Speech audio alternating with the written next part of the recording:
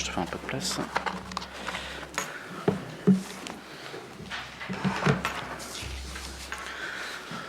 Donc je vous propose de débuter l'ordre du jour avec le point numéro 1, l'approbation du procès-verbal de la séance du Conseil municipal du 16 décembre 2021. Est-ce qu'il y avait des commentaires sur ce rapport? Non. Je vous propose de passer au vote. Est-ce qu'il y a des votes contre? Des abstentions? Adopté à l'unanimité. Rapport numéro 2, approbation du procès-verbal de la séance du Conseil municipal du 3 février 2022. Est-ce qu'il y avait des commentaires sur ce rapport, sur ce PV? Non. Je vous propose de passer au vote. Est-ce qu'il y a des votes contre? Des abstentions? Adopté à l'unanimité. Rapport numéro 3, reconstruction du pont Paul Bert, demande de subvention, Monsieur Blanchot.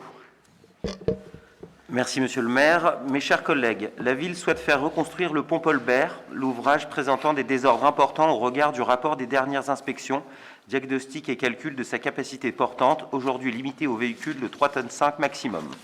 Le montant estimatif global des travaux s'élève à 270 000 € TTC. Pour limiter le reste à charge de la commune, il est proposé de solliciter des subventions auprès de l'État au titre de la DETR ou du DECIL et d'autres organismes financeurs pour connaître l'ensemble des leviers de cofinancement de cette opération. Aussi, mes chers collègues, il vous est proposé de solliciter une subvention la plus élevée possible auprès des organismes financeurs énoncés ci-dessus, d'autoriser le maire à faire les démarches nécessaires et à signer toute pièce utile en découlant. Merci. Est-ce qu'il y avait des commentaires sur ce rapport? Non. Je vous propose de passer au vote. J'attends que peut-être M. Médras s'installe.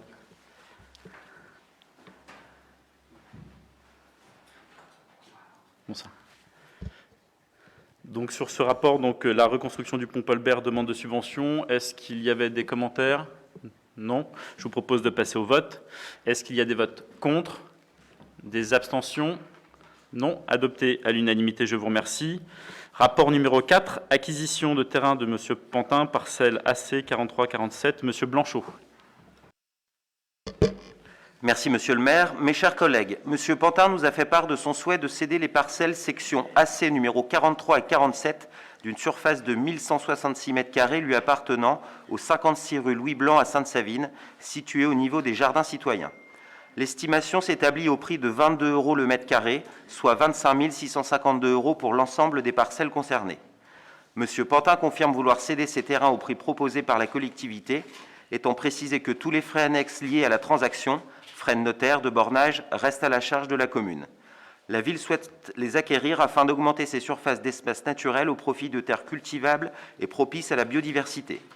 Aussi, mes chers collègues, il vous est proposé d'acheter à M. Pantin les parcelles sections AC 43 et 47 d'une surface de 1166 m², de fixer le prix de la transaction à 25 652 € pour une surface totale de 1166 m², précision faite que les frais annexes tels qu'énoncés ci-dessus seront entièrement supportés par la commune de Sainte-Savine, de dire que les crédits issus de cette acquisition seront inscrits au budget communal, d'autoriser Monsieur le maire à signer l'acte de vente à intervenir, ainsi que toute pièce utile relative à cette opération. Merci. Est-ce qu'il y avait des remarques ou commentaires sur ce rapport? Non. Je vous propose de passer au vote. Est-ce qu'il y a des votes contre? Des abstentions? Adopté à l'unanimité, je vous remercie. Rapport suivant, rapport numéro 5, renouvellement des conventions avec Sainte-Savine Basket. Monsieur Hennequin. Merci Monsieur le maire, mes chers collègues. L'association Sainte-Savine Basket dispose d'une équipe féminine évoluant dans un championnat de haut niveau. À ce titre, l'accompagnement financier de cette section est assuré par 3 Champagne Métropole.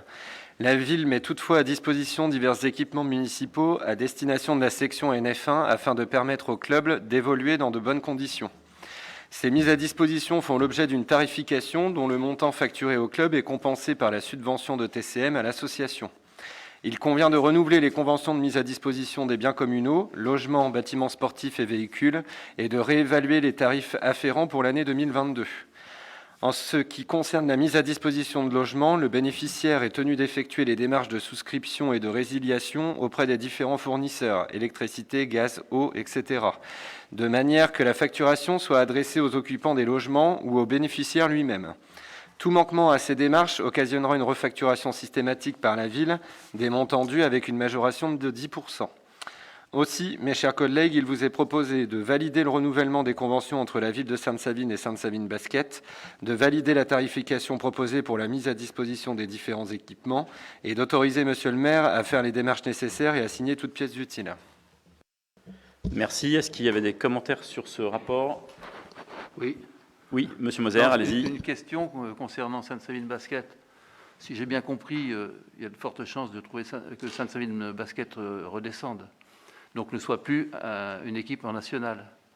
Dans ce cas, TCM ne subventionnerait plus, ce serait à la commune. Voilà, donc ça va peut-être apporter un effort à nouveau budgétaire pour ce club. Elles resteront quand même en championnat de France, monsieur Moser. Donc dans tous les cas, elles seront toujours subventionnées par 3 Champagne Métropole. Vu qu'elles sont en N1, si elles redescendent en N2, elles sont toujours éligibles en fait pour avoir les subventions. Ouais. C'est à partir de la N3 que TCM ne subventionne plus. Oui, parce que N2, c'est transitoire. C'est transitoire, voilà. Ouais. Et on ne leur souhaite pas, bien évidemment, de descendre. Mais on sait que la saison est compliquée. Voilà. Est-ce qu'il y avait d'autres remarques sur ce rapport? Non? Je vous propose de passer au vote. Est-ce qu'il y a des votes contre? Des abstentions? Adopté à l'unanimité, je vous remercie. Rapport numéro 6, rapport d'orientation budgétaire 2022, Madame Gultequin. Merci, Monsieur le maire. Mes chers collègues, la présentation des orientations budgétaires est obligatoire pour les communes de 3 500 habitants et plus dans les 2 mois qui précèdent le vote du budget. La présentation est suivie d'un débat, à l'issue duquel il nous est demandé de prendre acte de la tenue du débat. Je vais commencer la présentation par quelques éléments sur le contexte. En préambule et à ce stade de la préparation budgétaire 2022, les indicateurs macroéconomiques tels que la dette publique, l'inflation, l'augmentation des coûts de l'énergie et des matières premières sont à intégrer avec toutes les incertitudes qui pèsent sur eux. Le contexte économique général et la situation géopolitique présente et à venir impactera inéluctablement l'action de la municipalité, sa dépense publique, la population locale et les acteurs du territoire. Les prochaines échéances électorales majeures, présidentielles et législatives, la situation géopolitique de l'Europe, les enjeux climatiques nous rappellent que le paysage politique, social, environnemental et fiscal n'est pas figé.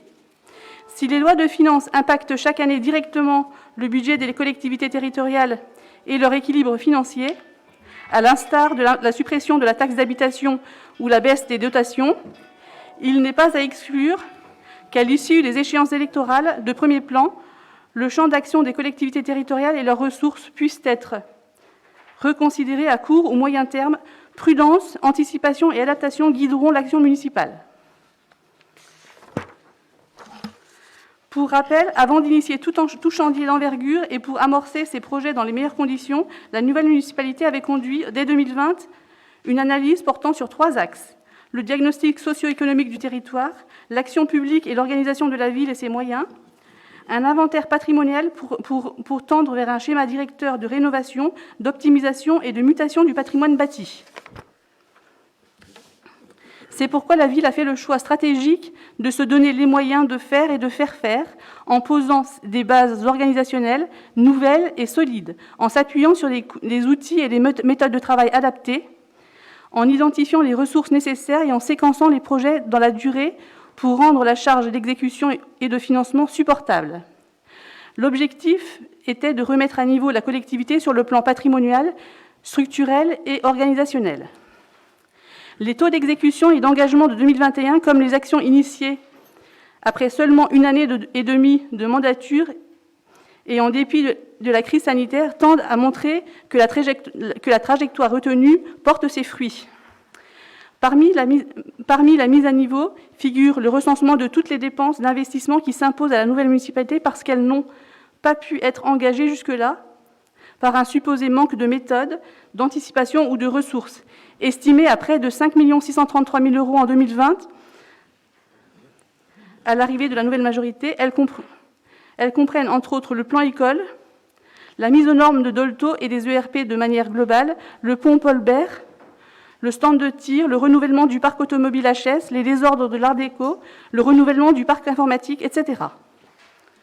Si les dossiers ont été priorisés et instruits dès 2020, ils constituent encore aujourd'hui une dépense nécessaire, parfois obligatoire, et surtout conséquente au point de devoir être étalée dans le temps pour pouvoir en supporter la charge logistique et financière. Surtout, la municipalité est contrainte d'intégrer ces investissements considérables en parallèle de ses projets et même à les prioriser aux siens.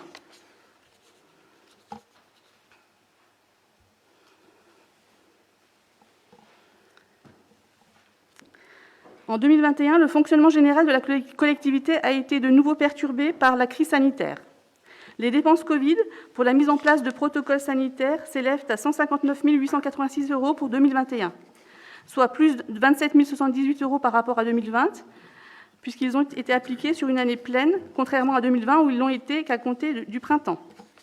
Les services rendus ou proposés à la population ont été eux aussi dégradés, impactant les recettes de la commune, mais moins qu'en 2020.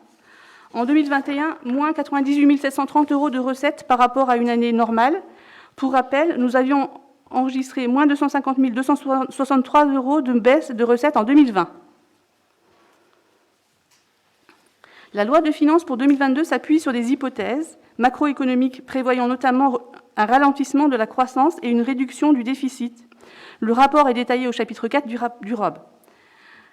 À retenir l'augmentation de la dette publique, un plan de relance de 100 milliards d'euros pour faire face au Covid dès 2020, l'augmentation significative des matières premières qui risque de se poursuivre en raison du contexte géopolitique actuel, la poursuite des réformes fiscales, dont la suppression de la taxe d'habitation sur les résidences principales qui sera définitive en 2023, la revalorisation des valeurs locatives de 3,4 % en 2022, la dotation globale de fonctionnement comparable à celle de 2021, à périmètre constant. Concernant les recettes de fonctionnement, en 2021, les produits de fonctionnement franchissent symboliquement la barre des 11 millions d'euros, 11 266 126 € en progression depuis 2020. Les impôts et taxes, en 2021, une baisse du profit fiscal de moins 263 941 € est enregistrée, due à la réforme de la fiscalité, mais équilibrée par les compensations fiscales de plus de 295 117 €. Les dotations communautaires de 3 Champagne Métropole sont constantes depuis 2017, 840 000 € au titre des attributions de compensation, tout comme les fonds de péréquation des ressources intercommunales et communales à 128 034 €. Les dotations et participations s'établissent à 2 854 079 € et sont relativement stables par rapport à 2019. Elles comprennent la dotation globale de fonctionnement en hausse, 1 718 339 €, les allocations de compensation, 540 639 €, et les autres dotations pour 595 101 €.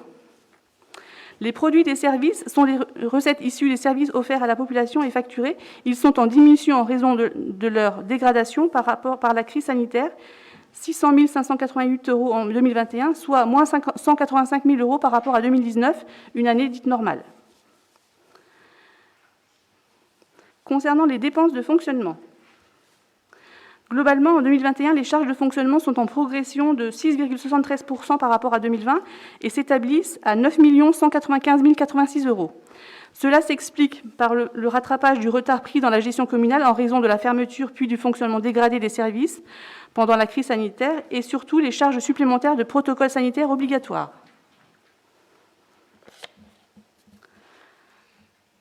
Concernant la dette, la ville est très peu endettée. Au 31 décembre 2021, notre dette s'élève à 2 182 630 €, incluant le solde de 4 emprunts entre 2017 et 2019.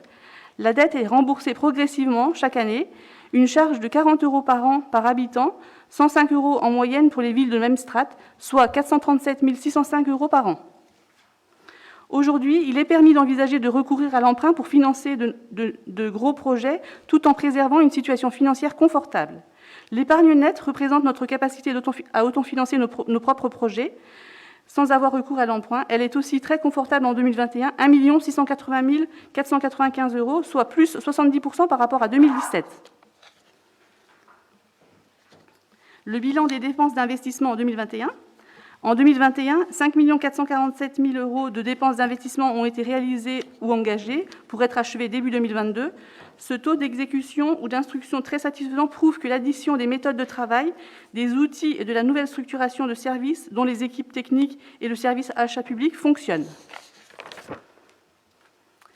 Dans un souci de transparence de l'action publique, les investissements engagés par la ville en 2021 sont détaillés et rendus publics. Le bilan des recettes d'investissement en 2021. Les recettes s'élèvent en 2021 à 2 305 884 €. Elles incluent principalement l'épargne nette d'1 680 495 €, le FCTVA pour 2020 et 2021 pour 331 236 €, des subventions d'équipement pour 74 219 €, le produit des amendes de police pour 42 175 €. Sur le volet ressources humaines, la mise en œuvre d'une politique ressources humaines a été initiée dès juillet 2020. Comme dans toutes les communes, Sainte-Savine dimensionne ses ressources humaines aux stricts besoins qui couvrent les missions obligatoires, les services rendus à la population et la mise en œuvre des projets municipaux. Concernant le bilan des actions mises en œuvre en 2021, pour la première fois, la collectivité a remis à tous les agents le bilan des actions engagées en leur faveur. Elle concerne aussi bien l'amélioration des conditions de travail que les actions de cohésion ou de prévention. Le détail des actions menées est rendu public et joint en annexe. En 2020 comme en 2021, les effectifs comme les dépenses RH sont restés moindres par rapport aux années précédentes. En 2020, moins de 150 000 € de dépenses RH par rapport à 2018. En 2021, moins 145 000 € de dépenses RH par rapport à 2018. À noter que le budget provisionné n'est pas le budget dépensé. En 2022, les provisions pour les ressources humaines sont estimées à 6 400 000 €, soit plus 3% par rapport à la provision 2021. Cette évolution tient compte de la nouvelle structure organisationnelle indispensable, dont les recrutements en cours, pour que la collectivité soit au niveau des exigences de mission de service public. Mais surtout, des facteurs externes s'imposent à nous comme à toutes les collectivités. Revalorisation des grilles indiciaires des agents de catégorie C, plus 54 000 €, l'indemnité inflation, plus 14 000 €, la revalorisation du SMIC depuis le 1er janvier, la provision pour avancement de grade et complément indemnitaire annuel, 30 000 €, le passage en catégorie B des auxiliaires de puériculture, etc. Afin de contenir l'évolution des charges RH, la commune va poursuivre sa méthode en adaptant régulièrement l'organisation pour une meilleure efficience, anticipant chaque départ en retraite et en questionnant les nouveaux besoins à couvrir, en misant sur de nouvelles façons de faire pour éviter le recrutement, favorisant la mobilité interne pour éviter tout nouveau recrutement, poursuivant la modernisation des outils et méthodes de travail pour gagner en efficacité, etc.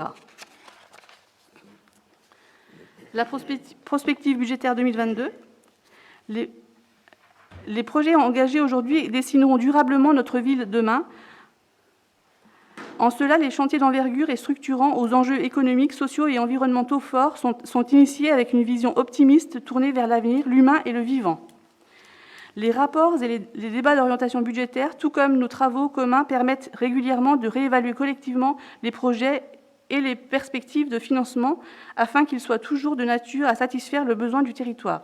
Il conviendra aussi de trouver le juste équilibre entre la volonté ou la nécessité d'engager la dépense publique et l'inertie budgétaire. Les investissements. Pour 2022, il est proposé d'engager 7 434 776 € d'investissement, tenant compte d'un reste à réaliser 2021 important de 3 855 128 €. On retiendra pour 2022 1 853 808 € pour l'aménagement du territoire, 982 827 € pour le patrimoine bâti, 615 317 € pour l'administration générale, 192 410 € pour la culture, 105 547 € pour la cohésion sociale, 3 684 867 € d'autorisation de programme, dont Dolto, l'église et la médiathèque. Le besoin de financement est assuré par la mobilisation de l'autofinancement à hauteur de 4 millions d'euros et un emprunt à hauteur d'1 440 000 €. L'épargne nette prévisionnelle pour 2022 reste estimée à 560 400 €. Il est impératif de comprendre que ces projections intègrent l'ensemble des dépenses d'investissement obligatoires et urgentes, la conduite des projets de mandat, les hypothèses de cofinancement volontairement basses pour rester prudent, 1,1 million d'euros, et le paysage fiscal actuel. Avec ce scénario, le recours à l'autofinancement combiné à l'emprunt resterait possible. Plus important, les projections de recours à l'emprunt ne signifient pas qu'elles soient nécessaires dans leur totalité. Les études de faisabilité comme les opportunités de cofinancement permettront de réajuster aux besoins les projections. Les hypothèses présentées à ce jour, projetées sur 6 ans, qui mobiliseraient à la fois l'autofinancement et l'emprunt, permettraient de maintenir un taux d'endettement au-deçà de la moyenne des villes de notre taille, 82 € par habitant contre 105 pour les villes de même strate. Au terme d'un recensement des équipements municipaux, la collectivité pourra valoriser plusieurs éléments de son patrimoine pour financer les investissements nouveaux et rationaliser son patrimoine pour en réduire la charge d'entretien et de fonctionnement. Cette démarche s'inscrit notamment dans le schéma directeur de rénovation, d'optimisation ou de mutation du patrimoine bâti communal dont la cession fait partie. En fonctionnement, au terme d'une analyse du fonctionnement de la collectivité, des missions de service public à couvrir et des évolutions conjoncturelles, hausse de matières premières, revalorisation des salaires, coût de la vie, etc., les charges de fonctionnement courantes strictes doivent être ajustées pour être en adéquation avec les besoins d'une ville de notre taille. Elles sont en évolution en 2022, 10 094 714 €. Merci pour cette présentation très complète. Je vais laisser place au débat. Donc, est-ce qu'il y a bien évidemment des commentaires, des remarques sur le rapport d'orientation budgétaire? Monsieur Moser. Oui, à moins que quelqu'un ait envie de prendre la parole d'abord. Il faut bien quelqu'un qui débute, donc allez-y, je vous en prie. Allez-y. Bon, donc la présentation est effectivement ayant été faite d'un seul tenant. Je vais reprendre un certain nombre de remarques en essayant de vous donner des indications pour vous repérer. En ce qui concerne d'abord le premier chapitre, les enjeux de la politique municipale, une remarque concernant la politique d'investissement et des commentaires qui ont été faits en début de rapport. La réalisation des programmes d'investissement du mandat précédent n'est pas satisfaisante. Cela a été reconnu, déjà dit et reconnu. Cependant, sachez que nous en avons aussi souffert, en tout cas moi et quelques collègues. Il faut que ce soit clair, ça. Nous en connaissons les raisons que je ne vais pas vous détailler là, mais qui étaient d'abord sur les premières années du mandat des raisons financières, budgétaires, et qui en même temps étaient liées aussi à des choses qui nous sont tombées dessus, comme la baisse de la DGF pendant 3 ans. Il ne faut pas oublier ça, la mémoire ne doit pas être trop courte.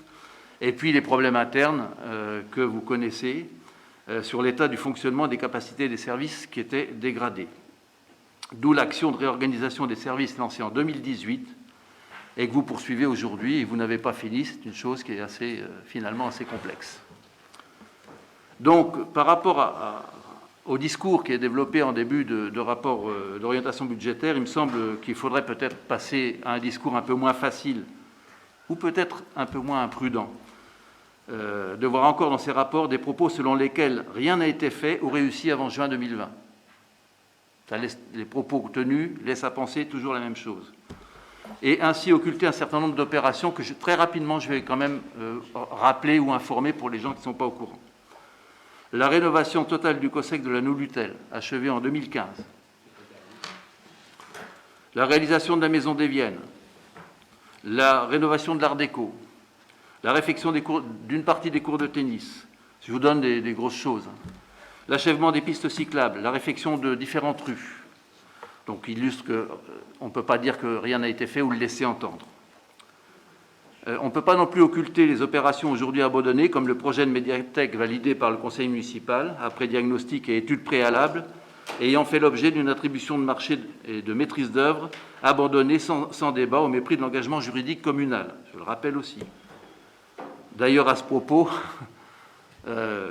peut-être qu'une vraie et large consultation citoyenne des Saviniens pour ce projet de médiathèque, cette nécessité d'avoir une médiathèque, pourrait encore constituer quelque chose d'intéressant. Ou comme l'abandon de la réflexion des derniers cours de tennis, qui ne sont toujours pas refaits, on ne sait pas trop pourquoi, alors que là aussi c'était engagé, budgété, etc. Voilà pour la première remarque, j'ai envie de dire, sur le discours et sur le ton. En ce qui concerne la mise à niveau de la collectivité, concernant la réorganisation des services municipaux, nous sommes heureux de constater que nos analyses, vos analyses en tout cas, pardon, vous dites, valident nos constats et la réorganisation lancée en 2018, puis approuvée en conseil municipal et surtout par les organisations syndicales en comité technique. Donc on avait commencé à travailler assez tôt là-dessus. Je pense que des témoins fondamentaux peuvent en parler. Ça nous avait valu des critiques. Ça nous avait valu le dérangement et les inquiétudes des personnels, etc. Ça nous a valu des critiques d'ailleurs pendant la campagne électorale de votre part. Mais je suis heureux que vous puissiez reprendre la chose et poursuivre, comme vous le faites aujourd'hui, cette réorganisation qui n'est pas une affaire de mécanique uniquement. Autre remarque concernant le chapitre 2B, sur la mise à niveau du patrimoine bâti. Concernant le patrimoine bâti, là encore, le laisser dire, vous ne résistez pas au plaisir de laisser penser que rien n'a été fait avant. Le meilleur exemple concerne le chantier de rénovation de l'église. J'ai envie de dire que c'est le seul gros dossier dont nous avons eu l'autonomie, la charge, le lancement et la réalisation du mandat, c'est-à-dire sans héritage, sans avoir hérité des autres affaires comme on l'a eu. Et ce dossier de l'église, je pense que vous êtes d'accord avec nous. Je vais vous en rappeler quelques éléments parce que c'est important. La préparation et les études préalables ont été effectuées en 2017. C'était un gros travail, long. Le choix de la MO validé au conseil municipal du 27/7/2018. La validation du diagnostic au conseil municipal du 20/09/2018. Les études et préparations des appels d'offres par le maître d'œuvre courant 2019. L'attribution du marché en 2020. Et bien sûr, les travaux étaient prêts à être mis en œuvre, le financement assuré, budgété, et les travaux se poursuivent, et c'est très bien. C'est très bien. Peut-être aussi à ce propos, une suggestion. Il avait été question, en accord avec l'abbé et la paroisse, d'impliquer la communauté des usagers de l'Église, si j'ose dire, dans une participation ou financière, ou etc. Peut-être que vous avez encore la possibilité de faciliter ce genre de phénomène. Ce que je regrette par contre par rapport à ce chantier, qui est bien et sur lequel il n'y a rien à dire, c'est que le panneau d'information mentionne début de l'opération 2020. Fin en 2024, comme si tout le travail en amont n'existait pas, n'avait pas été fait. Et ça, je le déplore quand même. Je dirais que dans le même exemple, on a aussi la restauration du triptyque de l'Église. Et cette restauration du triptyque de l'Église a été lancée, vous vous rendez compte, en septembre 2017. Or, ce triptyque est toujours les ateliers nationaux en restauration, à moins que vous ayez des échéances pour les récupérer. Mais c'est pour dire que tout n'est pas dû aux élus qui étaient à ce moment-là aux affaires. J'aimerais que vous l'entendiez bien et que ça assainisse un petit peu les choses et que tout le monde soit un petit peu plus informé. Concernant la rénovation des écoles, les choses ont été faites aussi. Des choses ont été réalisées ou engagées, même si ce n'est pas satisfaisant, même si effectivement on s'acheminait vers un plan beaucoup plus lourd, comme on l'avait indiqué et comme vous l'avez aussi pris en compte. Les diagnostics sur les ouvrants avaient été totalement faits avant 2020, je pense, ou courant 2020. Et la préparation d'un marché global devait être en cours, ou si ce n'est réalisée. Le diagnostic des toitures avait été fait dans le même ordre de tempo. La mise en sécurité des ERP avait été largement entamée avec l'ADAP, l'agenda. L'ADAP, c'est l'agenda d'accessibilité des bâtiments. Une partie des travaux était faite et on avait un agenda qui avait été validé par la préfecture. En ce qui concerne les désordres du COSEC, ils ont fait l'objet, dès que c'est apparu, ils ont fait l'objet de démarches de recours. Et des travaux ont été faits dans un premier temps qui d'ailleurs n'ont pas été des travaux suffisants. hein. Donc, on avait aussi une difficulté à suivre ça, et je pense que maintenant, ça a été réglé, ça.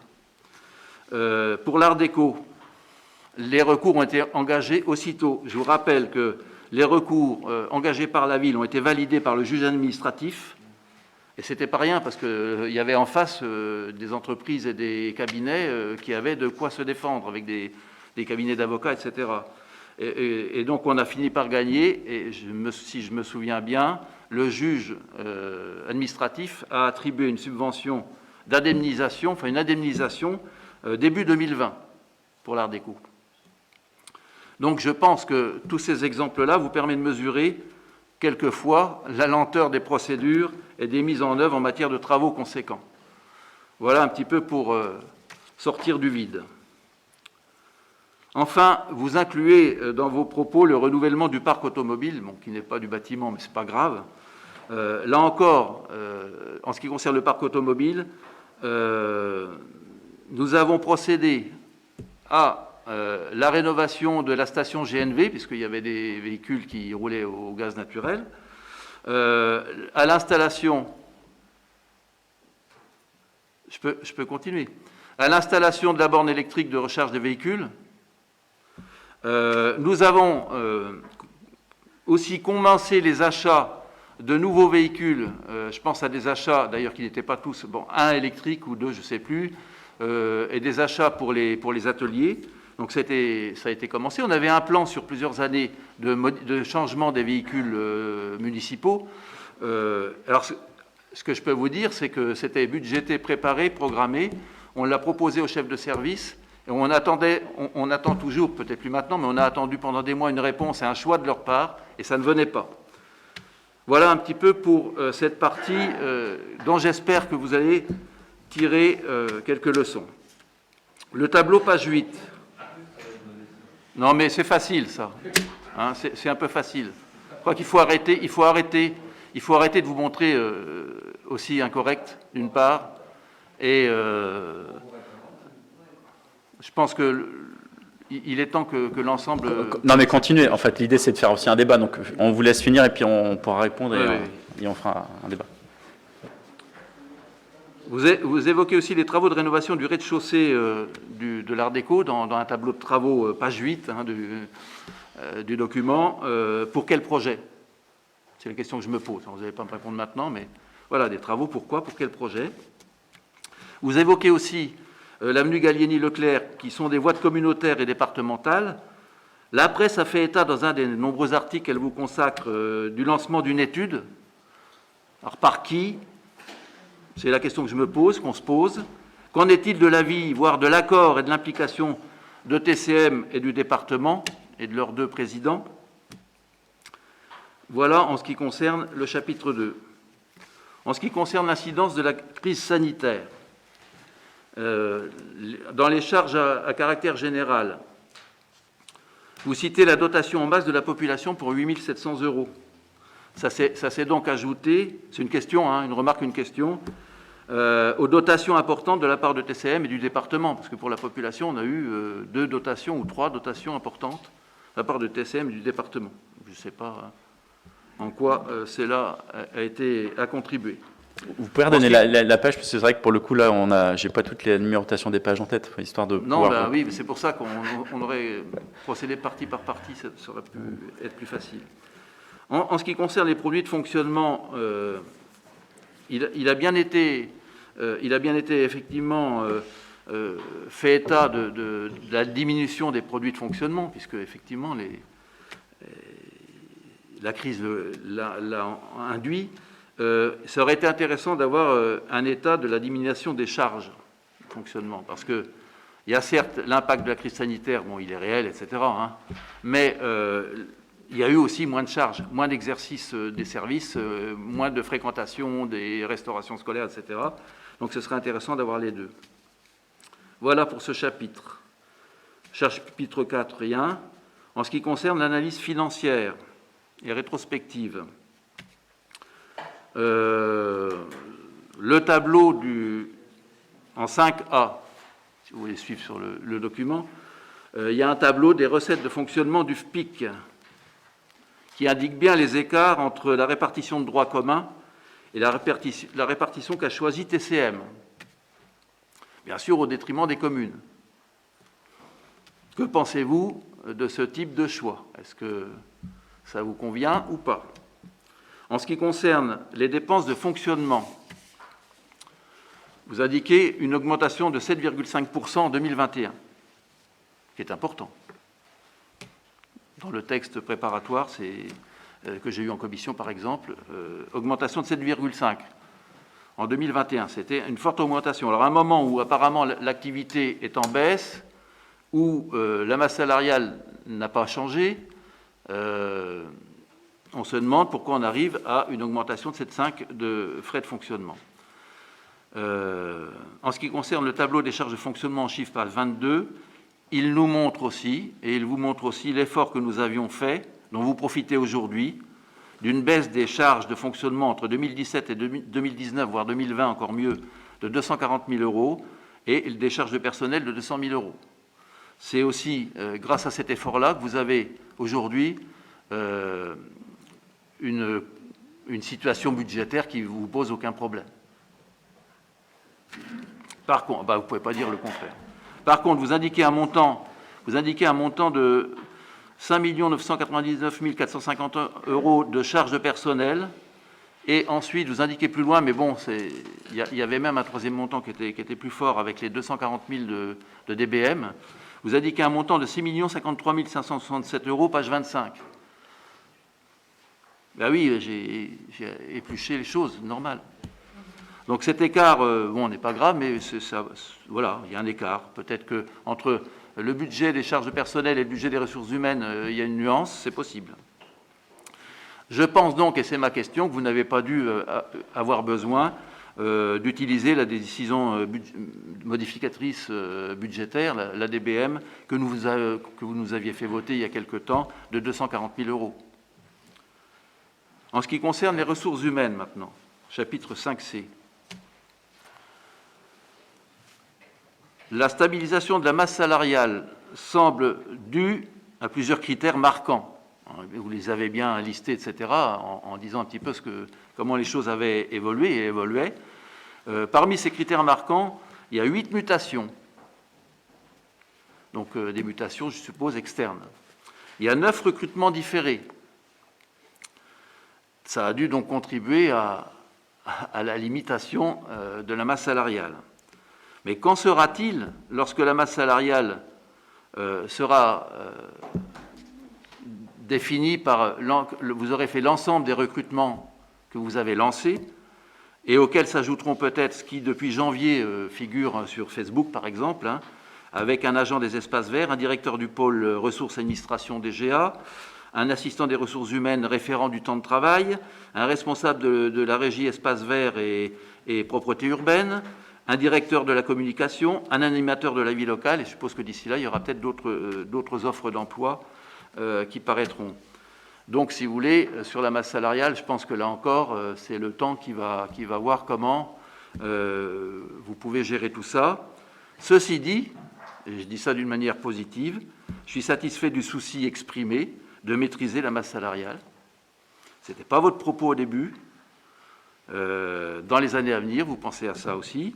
Ça fait contraste avec vos réactions lorsque j'avais abordé le problème de la masse salariale il y a un an, et avec la perception que vous aviez des recommandations de la Chambre régionale des comptes.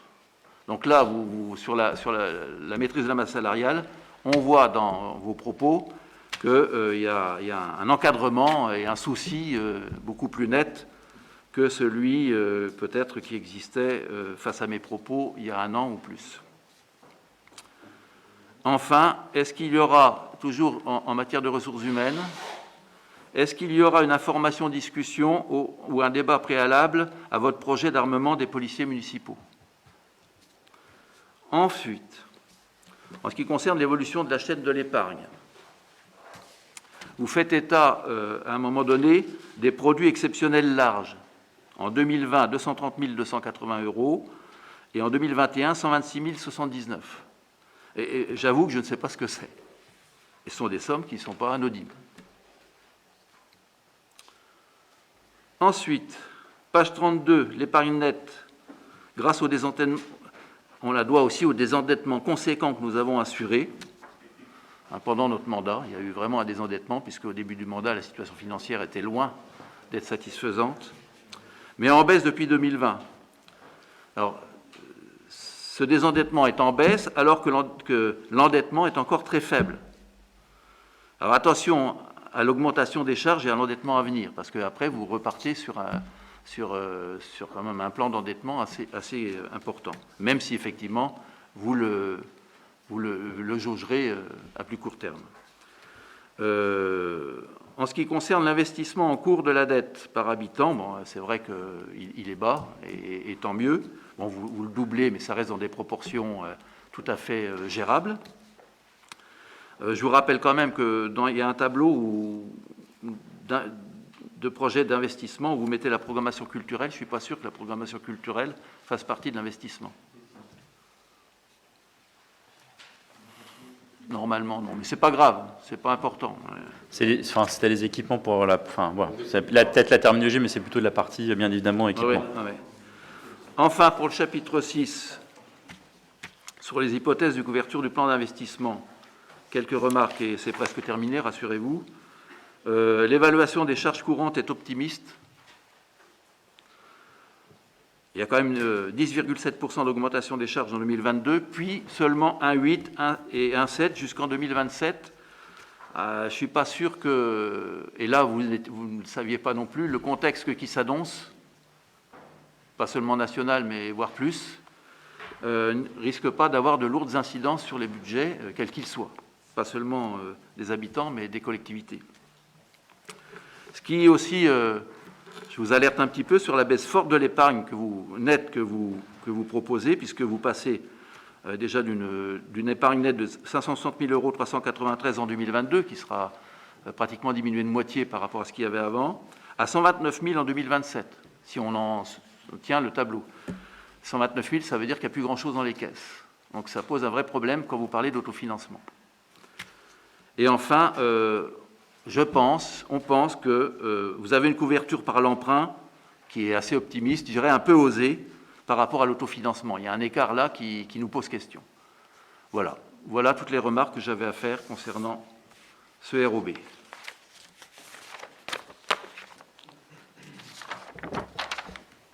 Allez-y, Madame Zels. Oui, merci, Monsieur le maire. Moi, je suis contente que dans la vie, la vérité éclate à un moment donné, et elle éclate maintenant. Donc, nous, on a vécu 6 ans l'ancienne mandature, et on a vu tout ce qui est en train d'aujourd'hui d'apparaître. Il y a 3 témoins ici, donc on ne pourra pas dire que je suis de mauvaise foi. Et on avait toujours dit les choses qui n'allaient pas, l'entretien des voiries qui n'était pas fait, les bâtiments qui étaient aussi laissés à l'abandon, tous les recours sur toutes les structures, donc c'était vraiment la commune à tous les recours, parce qu'il y en a eu sur quasiment tous les chantiers, et ça ne se voyait pas dans d'autres communes, et j'étais bien placée pour le savoir. Donc voilà, donc aujourd'hui on est dans une situation, vous avez un héritage, qui fait partie de l'histoire, c'est vrai, mais on ne peut pas non plus le cacher. Donc, nous, on vous soutiendra, même si on est dans l'opposition, on vous accompagnera, parce que l'enjeu, il est important. Vous traversez aussi une crise sanitaire depuis que vous avez pris cette mandature, et ce n'est pas simple. Et puis, la conjoncture actuelle et à venir est encore plus incertaine. Donc je crois qu'aujourd'hui, on a fait des constats. Moi, je suis heureuse qu'aujourd'hui, il soit sur le papier, parce que les 6 ans que j'ai passés dans l'opposition, il y a des moments où je me demandais si j'étais tout à fait claire, mais oui, j'étais bien claire dans ce que je disais. Et donc, nous vous accompagnerons, parce que vous en aurez besoin.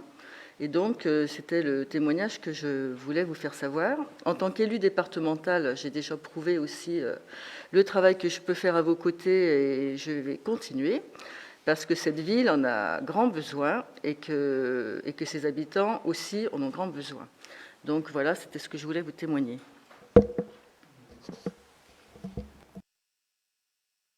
Merci. J'en profite aussi. Alors, peut-être une réponse, et ça fait un peu... un aparté, en tout cas pour remercier le département, notamment sur le financement des îlots. Alors, je dérive un petit peu du cadre du débat, mais en tout cas, c'était l'occasion aussi de pouvoir remercier le département pour le financement des îlots, comme il s'est engagé. Il a été au-delà aussi de ce sur quoi il s'est engagé. Et donc, merci d'avoir soutenu le dossier avec aussi avec le président. Voilà. Ça fait l'occasion de remercier publiquement l'appui du département, notamment sur ce dossier. Je ne sais pas s'il y avait d'autres personnes qui souhaitaient intervenir avant que je réponde. Alors, bon, en tout cas, merci pour les commentaires. L'idée, effectivement, c'était, dans le cadre de la présentation de ce rapport d'orientation budgétaire, c'est aussi de faire un constat aussi et un point d'étape pour dire où est-ce qu'on en est, où est-ce qu'on a envie d'aller, ce qui a été identifié. Après, l'idée, c'est pas de toujours revenir sur le passé et des fois des dossiers voilà, qui n'ont pas avancé comme ils auraient dû avancer, mais pour autant, ça fait partie, entre guillemets, de l'historique, et ce qui peut gréver aussi le fonctionnement, en tout cas la bonne avancée d'un certain nombre de dossiers. Il y a bien évidemment des dossiers que vous aviez entamés, on n'a jamais caché le fait que vous les aviez entamés. Pour autant, il y en a aussi beaucoup d'autres qui n'ont pas été entamés, beaucoup d'autres sur lesquels il y a eu un certain nombre de malfaçons, de dysfonctionnements. Quand j'entends la thématique de l'art déco, bon, on a quand même, avant de se projeter pour faire une médiathèque, je l'avais déjà dit, et je l'avais peut-être imagé plusieurs fois, quand vous faites des travaux dans votre maison, si votre charpente, enfin, en tout cas votre toiture n'est pas saine, si vous avez des problématiques de désordre, enfin, des problèmes d'escalier, de ci, de ça, vous n'avez pas à investir un billet dans un équipement assez conséquent. Et on a quand même toujours des dysfonctionnements sur le bâtiment. Hein. Je pense que vous êtes conscient des dysfonctionnements. Je ne vais pas vous le rappeler encore une fois, ça serait discourtois. Mais en tout cas, il y a des choses qui existent. Il y a des fois des défaillances de la collectivité sur le suivi d'un certain nombre de dossiers. C'est un fait. C'est des choses que l'on doit rattraper, remettre à niveau. C'est un fait. C'est un coût pour la collectivité. C'est un fait. Et il faut aussi, à un moment donné, le dire. Après, c'est pas de chercher la responsabilité, mais c'est aussi de, à un moment donné, expliciter ce à quoi on doit faire face, mobiliser aussi du financement pour remettre à niveau un certain nombre d'équipements. L'idée, c'est pas de dire que vous n'avez rien fait. Pour autant, il y a des choses aussi qui n'ont pas été faites. Quand j'entends le plan école, bon, il y avait l'intention, mais après, il y a l'action. Et là, on est plutôt sur l'action, même si on n'a pas encore totalement entamé. En tout cas, les actions ont commencé à être entreprises. Les cours de tennis, on pourra s'en expliquer, mais en tout cas, il y avait, et je pense qu'on l'avait déjà dit, mais je pense qu'on pourra le redire, mais il y avait aussi la question de l'extension en fait, du collège. Et il y a eu différents scénarios de proposés qui pouvaient peut-être impacter les cours de tennis. Donc on n'allait pas faire des travaux si demain on devait empiéter sur une partie des terrains. C'est pour ça que le chantier a notamment été stoppé pour éviter de faire quelque chose et de redéfaire éventuellement par la suite. Donc c'était plutôt, je pense, un bon usage de l'argent public. Mais voilà, l'explication avait peut-être besoin d'être reprécisée. Alors, je vais peut-être pas refaire peut-être pas refaire tout, mais après sur la partie, notamment sur la partie Paul Gare Parc du Grand 3, c'est un dossier structurant. Bien évidemment, on le portera pas tout seul, hein, puisqu'il y a une partie départementale et une partie qui est une voie communautaire. L'idée étant, c'est de présenter l'orientation, ce vers quoi on souhaiterait aller. Et ça fera partie de négociations avec nos partenaires. Et on compte bien sur votre appui au sein de l'instance délibérative de Trois-Champagne Métropole pour nous soutenir dans le cadre de ce projet qui est un axe vraiment structurant, hein, puisqu'on part de la gare pour aller jusqu'au parc du Grand 3, jusqu'aussi à la sortie d'autoroute. Donc il y a une vraie question aussi d'usage, de stationnement, de mobilité, puisqu'on a aussi un parc du Grand 3 qui se développe. On a plus de 2000 salariés, je n'ai plus les chiffres en tête, mais plus de 2000 salariés, mais ça a tendance aussi à augmenter. Donc on a aussi des questionnements aussi liés à la mobilité, de nouveaux usages. Et puis la mobilité douce va sans doute aussi s'imposer à nous plus rapidement que des fois que prévu pour certaines personnes, hein, quand on voit notamment le prix des carburants. Là où des personnes se posaient la question, demain... ça va d'autant plus se poser la question. Bien évidemment aussi, quand on parle des projections, quand on a écrit le rapport à la projection, la crise ukrainienne n'était pas encore totalement 100% émergentes, mais voilà, on sait qu'on aura sans doute des incidences. On ne sait pas encore lesquelles. Donc on est aussi dans un contexte incertain. Peut-être qu'à un moment donné, on sera obligé de faire d'autres arbitrages qui s'imposeront à nous parce qu'on n'aura pas d'autres solutions. Pour autant, notamment dans les travaux et les enjeux qui sont les nôtres, quand on parle de travaux dans les bâtiments, c'est notamment les travaux des bâtiments liés à la rénovation énergétique pour aussi avoir une facture énergétique moindre. Et quand on dit une facture énergétique moindre, il y a l'impact environnemental moindre, mais aussi le coût pour la collectivité. Et là, ce n'est plus une question de réduction de charges, c'est plutôt une limitation d'augmentation de consommation énergétique. Donc ce sont de vrais enjeux qui sont à la fois pour nous, mais je pense que aussi pour bon nombre de collectivités. Vous avez évoqué effectivement aussi la question de l'armement, mais je pense qu'on en parlera par la suite, parce que ce n'est pas dans le cadre du rapport d'orientation budgétaire, mais c'est des choses qu'on a évoquées, mais qui s'imposeront sans doute aussi à nous, parce que voilà, il y a nécessité, et ce n'est pas une question de choix politique, c'est une question aussi de sécurisation des effectifs, parce qu'on s'en est rendu compte aussi, alors ça fait maintenant quelques temps, mais les délinquants et les malfrats ont tendance souvent à ne pas faire le distinguo entre un policier municipal non armé et un policier municipal armé. Donc il faudra qu'on en échange. Mais c'était un vrai questionnement. C'était pas forcément... On l'avait évoqué au tout début sur peut-être un armement interne, mais sans doute ça ira plus vite que prévu initialement, mais on en échangera notamment en commission. Sur la trajectoire, la maîtrise de la masse salariale, on l'avait dit, il y avait nécessité, et vous le reconnaissez, de pouvoir aussi s'accompagner sans doute de nouvelles compétences, de nouveaux collaborateurs pour satisfaire l'ensemble des missions. Et donc ça passe bien évidemment par une hausse de la masse salariale, avec aussi une trajectoire à un moment donné. L'idée, ce n'est pas d'augmenter pour augmenter, c'est augmenter pour satisfaire un besoin et une mission de service public. Et après, c'est de stabiliser et de maîtriser la masse salariale. Mais il y avait quand même nécessité, et je pense que vous partagez aussi le constat avec nous, c'est qu'il y avait nécessité de monter en compétences aussi pour demain avoir un taux d'exécution, notamment sur le programme d'investissement, qui soit satisfaisant. Donc il y avait une vraie nécessité de faire. Bien évidemment, on a en trajectoire d'une maîtrise, mais on a aussi une phase à un moment donné, quand vous recrutez des personnes, il y a une montée en puissance et en compétences. Après, j'ai pas noté tous vos points, donc je ne pourrais pas répondre point à point, mais l'idée c'est de pouvoir échanger. Si vous avez d'autres questions, on sera prêt à en échanger avec vous. Mais l'idée vraiment, c'est de faire le bilan et dire aussi, le bilan en tout cas là. Oui, le bilan des dossiers qui ont pu être et qu'on a jugé défaillants, et je pense qu'il y a un certain nombre de points sur lesquels vous êtes d'accord avec nous. Maintenant, c'est comment on y va ensemble, comment on s'organise, puisque notre rôle ici au sein de cette Assemblée, c'est de satisfaire les besoins de nos concitoyens. Il y en a beaucoup, il y a de forts enjeux qui se présentent devant nous, et je pense que c'est collectivement qu'on arrivera à trouver des solutions. Allez-y, Monsieur Moser, je vous laisse. Le fait que j'intervienne comme ça, que je pose des questions, ou que je fasse un certain nombre de remarques, n'empêche pas un accord sur bien des choses.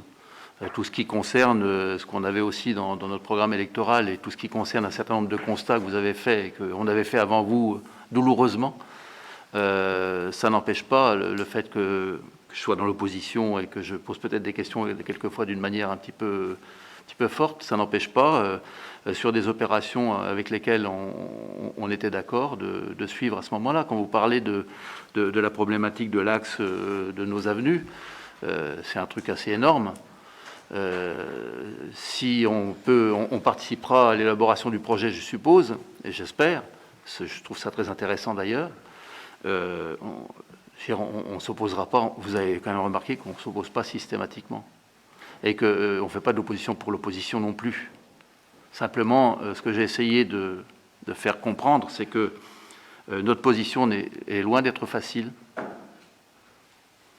et qu'il serait bon qu'un certain nombre de revanches ou d'esprits contre-productifs puissent puisse un petit peu s'adoucir. Ça, c'est une chose humainement, parce que vous avez parlé de l'humain. La deuxième chose, c'est que on est aussi là pour poser des questions, pour faire avancer les choses. Voilà. Et bien, on en prend bonne note, voilà, en tout cas. Et on est ravis que vous soyez dans cet état d'esprit. Voilà, l'idée, c'est de pouvoir avancer. Comme vous l'avez vu, il y a un certain nombre d'enjeux sur les années et les mois qui viennent, de mise à niveau sur un certain nombre d'équipements, puis aussi sans doute d'événements qui vont se présenter à nous et sur lesquels il faudra qu'on puisse ajuster ou réajuster. Oui. Oui, juste une question, j'en profite. Après, je vous dirai plus rien. Concernant justement la période qui s'annonce et la participation de la ville de Sainte-Savine à l'accueil des Ukrainiens, est-ce que vous avez des projets? Je pense à l'appartement Jules Ferry qui est libre pour accueillir des familles. On a des appartements. Alors, c'est une question c'est hors débat du rapport d'orientation budgétaire, mais bon, l'idée, c'est de pouvoir aussi échanger dans le cadre de cette assemblée. C'est un vrai questionnement parce qu'en fait, on a des problématiques. On a le côté, on a des logements d'urgence. L'idée, c'est de pouvoir satisfaire à une urgence dans une durée ponctuelle. Pour autant, je pense qu'accueillir des réfugiés, on a des moyens en fait limités en termes de capacité.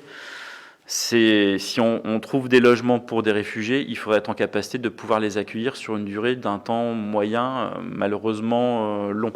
Et l'idée du logement d'urgence qu'on a à l'heure actuelle, c'est sur une capacité vraiment très ponctuelle. Peut-être d'autres capacités. Après, il y a les services de l'État ont lancé un recensement de l'offre de logement à la fois des collectivités mais aussi des particuliers. Je ne sais plus si on a fait déjà la communication ou elle est en cours. En tout cas, il y aura une communication qui sera faite. Si on identifie de la capacité d'accueil, on le fera bien évidemment, mais la caractéristique de l'urgence, c'est pouvoir répondre rapidement à une urgence qui pourrait se présenter. Typiquement, on a déjà eu question d'un incendie, une riveraine avec un sinistre incendie, c'est de pouvoir reloger rapidement, mais dans une durée limitée.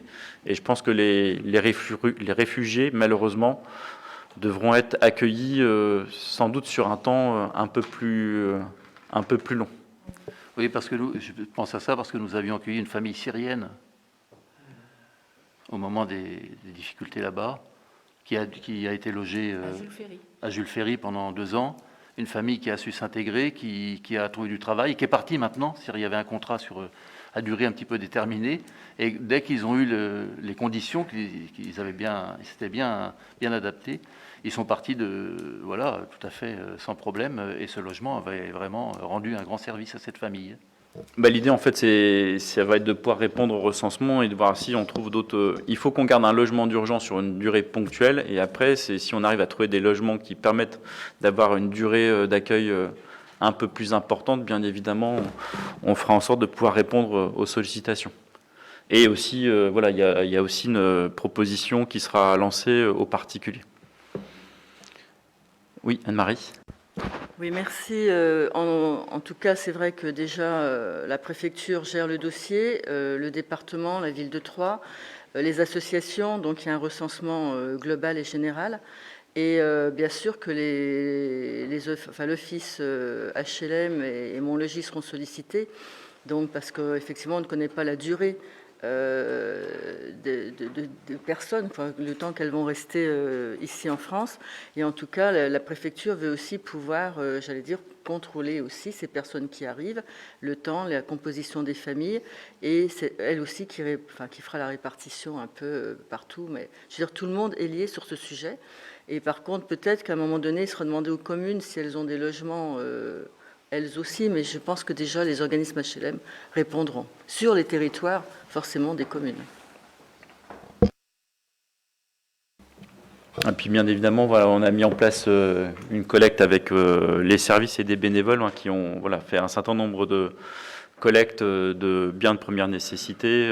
Donc il y a des distributions qui a été organisée en termes de points d'accueil sur la commune, avec des regroupements, des traitements, donc des agents de la collectivité mobilisés ainsi que des bénévoles, et je les remercie fortement. En tout cas, il y a aussi beaucoup de gens qui sont mobilisés, notamment aussi des entreprises, pour assurer le transport des biens de première nécessité. Est-ce qu'il y avait d'autres... Oui, Monsieur Croquet. Oui. 2022, là, qui arrive, est une année qui va être quand même assez bonne en hausse en tout genre, que ce soit le prix du gaz, de l'électricité, tout ça, de l'essence. Et je pense qu'il va y avoir une multitude de personnes qui vont venir en plus pour demander des aides à la municipalité. Est-ce que vous pensez que votre budget là-dessus, sur ce dossier-là, sera suffisant? Et est-ce que vous avez pensé à la proposition que je vous avais faite sur comment aider les personnes, subventionner la commune pour les boîtiers en bioéthanol pour les voitures des particuliers? Alors, sur le soutien en famille en difficulté, on a bien évidemment l'épicerie sociale qui est gérée par le CCS. On a déjà une activité et un budget alloué à l'aide aux familles les plus démunies. Donc ça sera toujours, on sera toujours sur le soutien. S'il y a besoin et nécessité d'augmenter cette couverture, on le fera. Hein. L'idée, c'est de pas pénaliser les familles.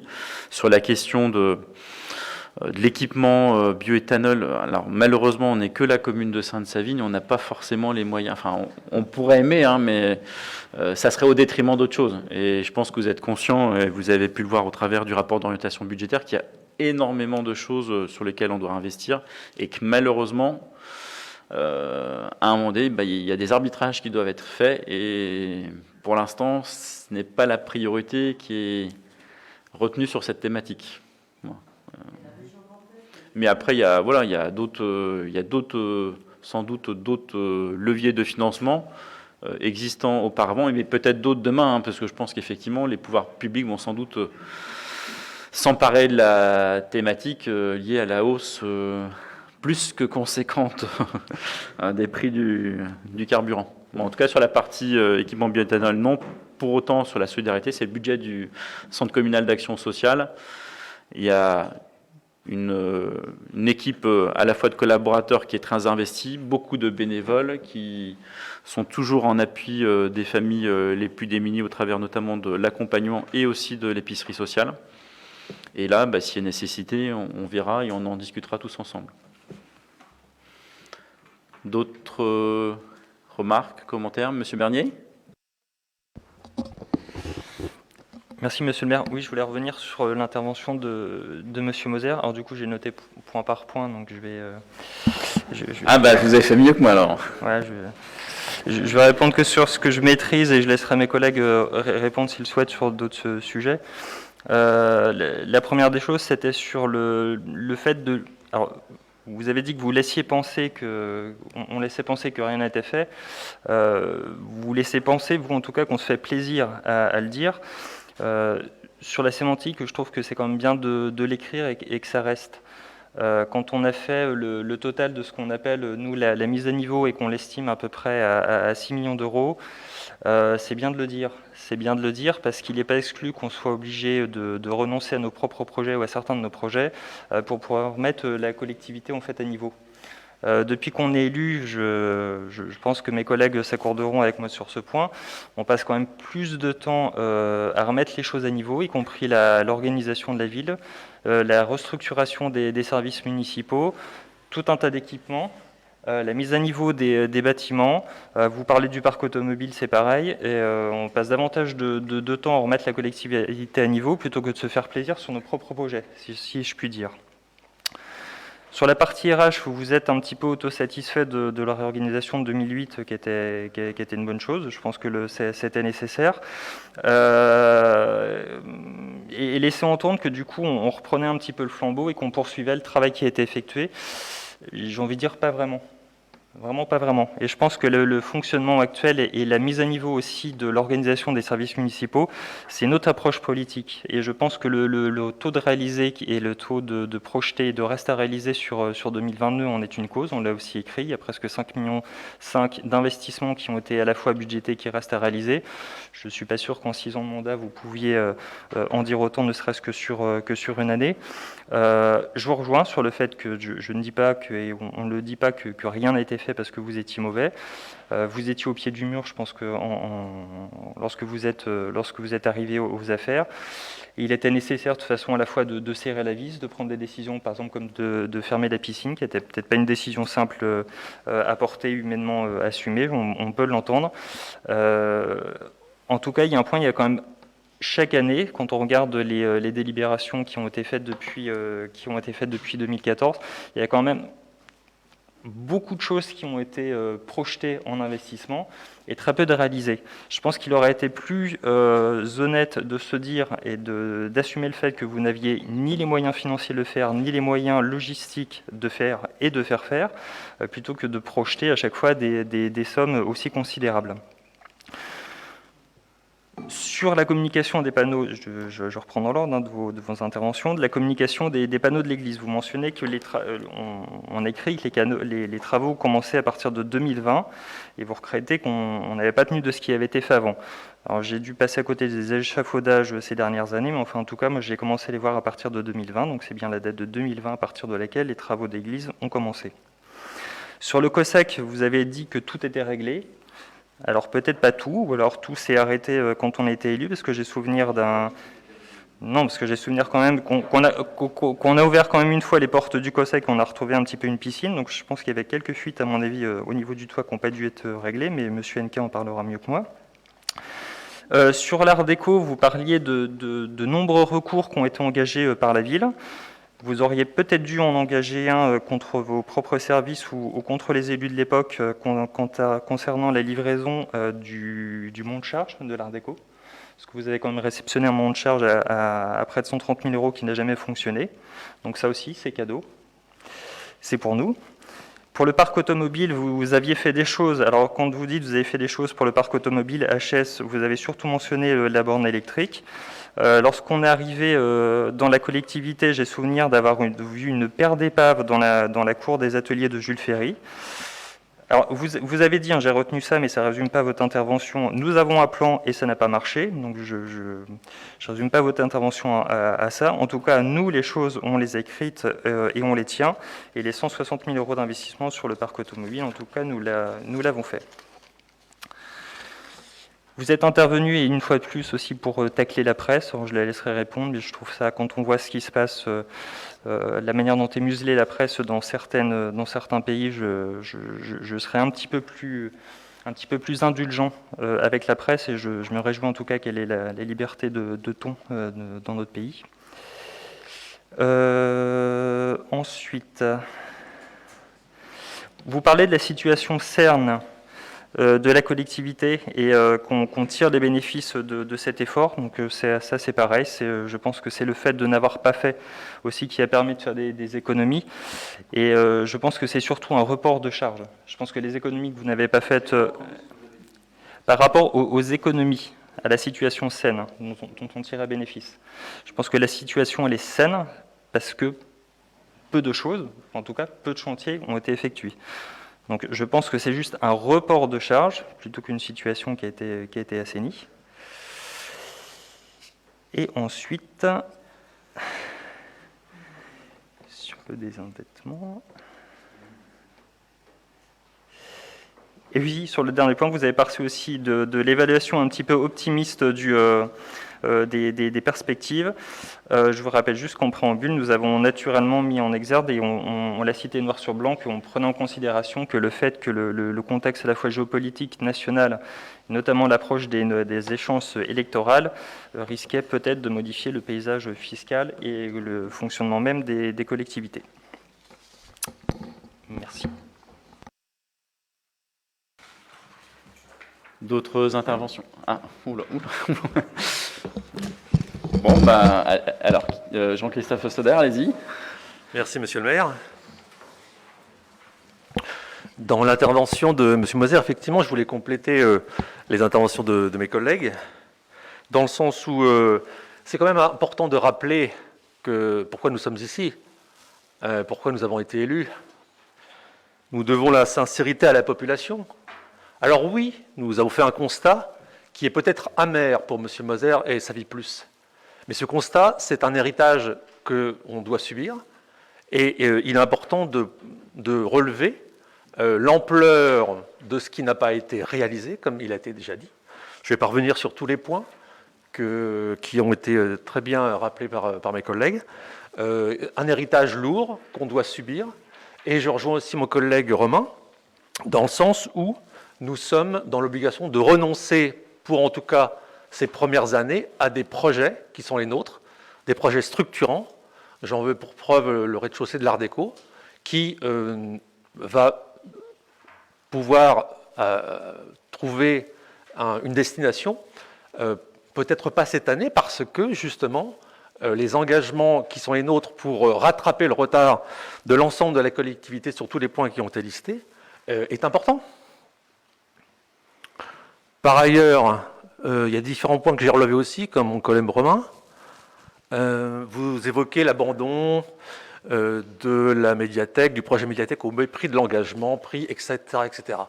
Je vous rappelle, M. Moser, que cet engagement a été détricoté légalement avec le promoteur. Effectivement, nous avons un autre choix culturel, un autre choix politique pour l'Art déco, pour la commune. Donc c'est un choix que vous pouvez peut-être accepter. Vous évoquez le fait que nous revenons sans cesse, enfin c'est que la deuxième année, sur l'héritage que nous subissons. En fait, j'ai l'impression que vous revenez aussi sans cesse sur la médiathèque. La médiathèque, oui, c'est un choix que nous avons pris, de changer de lieu. Je vais pas revenir sur l'intérêt de ce changement de lieu. Les intérêts sont nombreux. C'est un choix assumé, nous pourrons y revenir, et un choix culturellement aussi qui fait sens. Je reste sur la culture, M. Moser. Vous nous parlez de la restauration du triptyque de l'Église, qui n'a pas d'échéance. Voilà. Quelles sont les échéances par rapport au triptyque? Je tiens à vous rappeler que lorsque nous sommes arrivés aux affaires il y a 1 an et demi, ce dossier était en souffrance. Le triptyque, effectivement, il était dans les ateliers du C2RMF, sauf qu'il n'y avait aucune délibération qui avait été prise et qu'aucune opération de restauration était lancée. Donc nous avons, un peu en urgence, pris la décision de pouvoir en tout cas engager le projet de dépense et de restauration de ce tableau exceptionnel. Donc nous pourrons vous donner les éléments sur l'évolution de la restauration, qui se passe très bien d'ailleurs, sur ce tableau, sur ce triptyque de l'Église. D'autres points également. Un petit rappel sur la loi de 1905, M. Moser, la loi de séparation de l'Église et de l'État. Le bâtiment de l'Église, c'est un bâtiment communal. Donc effectivement, c'est à la charge de la commune que cela revient, la restauration de l'Église. Vous évoquez le fait que des particuliers ou la communauté de l'Église pourraient participer. C'est une obligation de la commune. Petit rappel par rapport à la loi de 1905. Quoi d'autre? Écoutez, pour l'instant, c'est tout. Merci. À propos de ce que je disais, je ne comprends pas trop votre intervention, là, puisque simplement il avait été émis par l'abbaye, par la paroisse, la possibilité de participer à des actions qui entourent cette reconstruction, soit sous forme d'un apport de dons, etc., soit sous forme autre. Mais voilà, ça me semblait une idée intéressante. C'est tout. Je ne fais pas jusqu'à la loi de 1905. Non, on va éviter un pipa ce soir, je pense. En tout cas, il y avait, pour rappel, il y avait une visite qui avait été organisée, alors qui était vraiment, je ne vais pas dire en comité restreint, mais qui était limitée en nombre de participants. Donc il y avait à l'époque Frédéric Bell qui avait été invité, et puis quelqu'un de la presse pour faire état de la restitution. Donc il y aura sans doute d'autres visites qui seront organisées, mais toujours en très petit nombre, puisque voilà, alors je pense peut-être qu'avec l'allègement du protocole sanitaire, peut-être que ça sera peut-être en termes de jauge, on pourra faire un petit peu plus, mais on était relativement limité en nombre de personnes. Monsieur Hennequin. Oui. Moi, je vais parler en tant que déshérité, puis je vais commencer par le COSEC. On parle du COSEC, Monsieur Moser, je suis d'accord, on a fait la rénovation, mais en extérieur, pas en intérieur. Le carrelage de l'entrée, où passent plus de 1000 élèves par jour, où on a plus de 10 associations qui utilisent l'infrastructure, était éclaté parce qu'il y a des infiltrations d'eau. Donc ça faisait 4 ans qu'elle était éclatée, le carrelage. Donc on a pu le refaire aux vacances de février, et je remercie les services techniques pour leur travail efficace, sauf qu'on a refait le carrelage, sauf qu'il y a de l'eau qui rentre par tous les côtés. C'est, sans jeu de mots, ça aurait pu faire une deuxième piscine municipale, comme disait M. Bernier. La salle de danse, qui a été refaite aussi à neuf, c'est du parquet flottant, et je peux vous assurer que ça flotte. Les douches aussi, on a de la légionnelle. Donc c'est un virus qui traîne depuis, selon les experts, 3-4 ans dans les douches. Donc action-réaction, j'ai envie de dire. 50 € de bus par douche, donc il y a 8 douches par vestiaire, on a à peu près une dizaine de vestiaires, donc ça fait une bonne somme. En ce qui concerne les bâtiments ERP, également, le capitaine du SDIS a fait une prévisite des bâtiments à l'époque avec M. Vivien et moi-même. Le stand de tir n'est même pas référencé dans le cadastre. Certains bâtiments ERP n'ont même pas la classification ERP, en accueillant du public, bien évidemment, dedans. Pour les terrains de tennis, comme l'a dit Monsieur le maire, et je tiens à le préciser aussi également pour que ce soit transparent, Madame Zels, en tant que conseillère départementale, est venue nous rencontrer, et on a fait une rencontre, j'ai envie de dire presque immédiate, avec le président du tennis sur le site, ainsi qu'avec Monsieur le maire et moi-même, pour expliquer les raisons en fait du fait qu'on n'ait pas refait les terrains de tennis qui étaient prévus. Et je tiens à préciser aussi également que les terrains auraient dû être refaits, mais avec la crise du Covid, l'entreprise ne pouvait pas le faire aussi également. Je vais m'arrêter aussi sur ces points-là. C'était bon? Non? Ah, oui, Jenny? Merci Arnaud. Oui, je voulais répondre à Monsieur Moser. Nous ne pouvions pas présenter nos orientations budgétaires sans parler de l'héritage du retard, quand ça nous coûte des millions d'euros.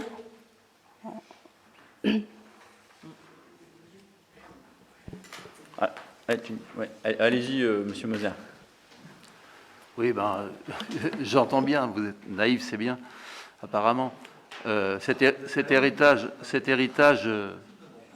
que j'ai envie de dire, c'est que vous imaginez que cet héritage, il ne s'est pas constitué en 3 ans, et que malheureusement, on a commencé avec cet héritage aussi, nous, et qu'on n'a pas pu s'en sortir. Quand je dis nous, c'est une partie.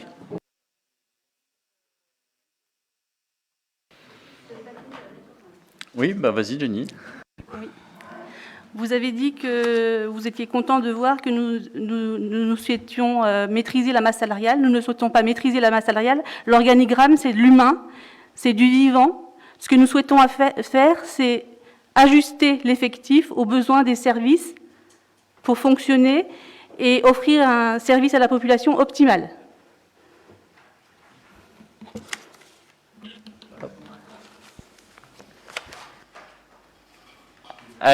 Ça fait vraiment débat. Hein. Allez-y, Monsieur Bernier.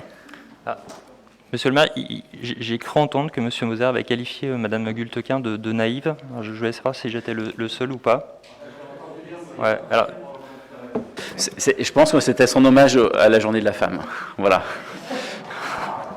Il y a juste un règlement d'un conseil municipal, donc le respect est demandé entre chacun.